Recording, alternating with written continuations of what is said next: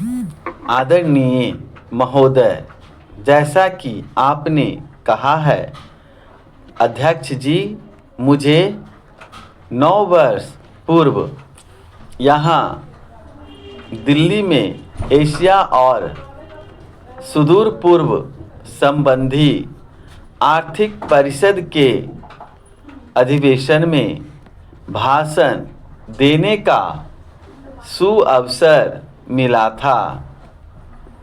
भारत सरकार और जनता की ओर से मैं अपने अचल तथा शेष विश्व के अनेक देशों के गण्यमान्य प्रतिनिधियों का आर्थिक स्वागत करती हूँ, जो इस संस्था के नाम में परिवर्तन के बाद उसके पहले सम्मेलन में भाग लेने के लिए यहाँ आए हैं।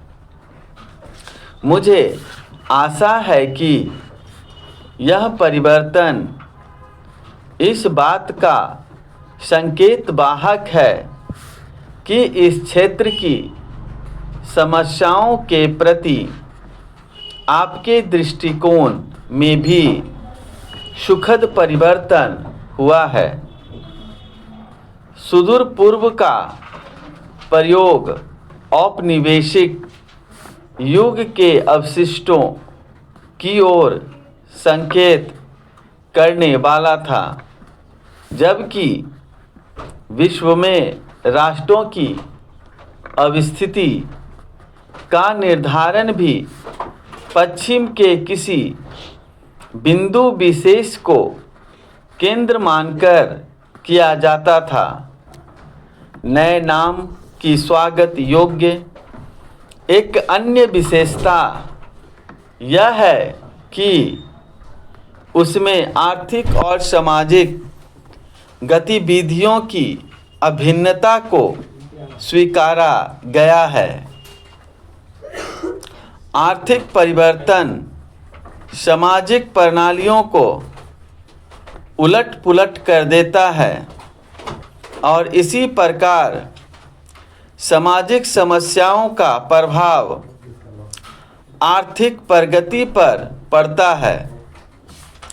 पाश्चात्य देशों में अपना दृष्टिकोण तथा अपने मानदंड इतने प्रबल रूप में सबके सामने प्रस्तुत किए हैं कि संपूर्ण विश्व को विवश होकर उसका सामना करने की दौड़ में सम्मिलित होना पड़ा है और इस क्रम में स्थानीय परिस्थितियों तथा आवश्यकताओं की उपेक्षा हो गई है। क्या सभी देशों के लिए कोई एक ही पैमाना हो सकता है और क्या विभिन्न देशों को निकट अतीत के इतिहास तथा वर्तमान परिस्थितियों की अनदेखी की जा सकती है? गत 20 वर्षों में आर्थिक प्रगति की माप एक या दो संकेत वाहकों द्वारा जैसे सकल राष्ट्रीय उत्पादन या प्रति व्यक्ति आय के रूप में की जा सकती है। अब इस तरीके के सही होने के प्रति दुनिया भर में संदेह व्यक्त किया जा रहा है। नागरिकों के संतोष या असंतोष की मात्रा को व्यक्त करने वाला तत्व सकल राष्ट्रीय उत्पादन की दर नहीं है, बल्कि यह है कि विभिन्न वर्गों और प्रदेशों के बीच उसका वितरण किस प्रकार होता है, वातावरण पर उसका प्रभाव क्या पड़ता है और उससे जीवन की गुणवत्ता का कितना विकास होता है।